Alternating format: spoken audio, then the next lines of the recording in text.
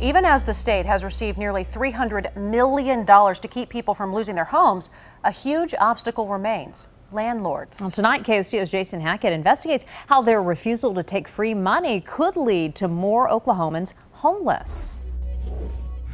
It's one of a family's worst nightmares, being kicked out of a house or an apartment because they got behind.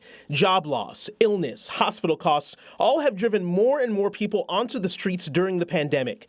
But the federal government stepped in with the rental assistance program to keep people from being evicted. Definitely there's still a need in Oklahoma for sure, and there's still a lot of people that are needing assistance. That money comes with no strings attached. All landlords have to do is enroll in the program. So you have to be a renter, you cannot be a homeowner, and they have to be a resident of Oklahoma, and they have to be under the 80% for area median income. For a family of 4 in Oklahoma County, it's about $58,000. But more and more landlords, particularly those from out of state, are passing up the help and instead evicting tenants so they can quickly re-rent their properties. And we've really seen a wide range in participation from landlords.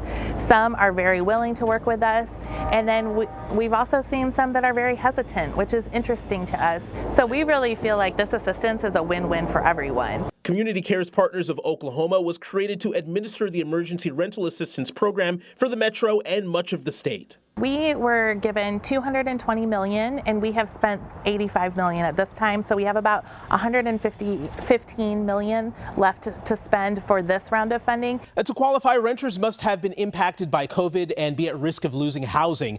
They don't have to be facing immediate eviction. But renters are only half the equation here. Landlords have to agree, and that's becoming a bigger problem. It's not necessarily the property owners that are more of like a mom and pop. They may have 1 or 2 rental houses.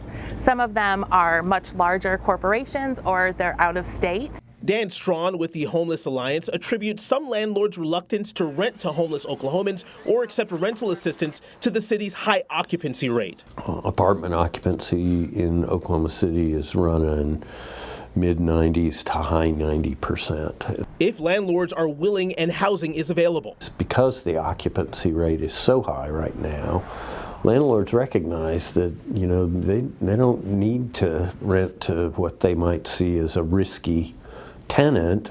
This refusal fuels homelessness, and it's not always those you'd think would be homeless. It's families with children and single adults who had an unanticipated medical expense, or they lost, income for 6 months while the company they were working for closed.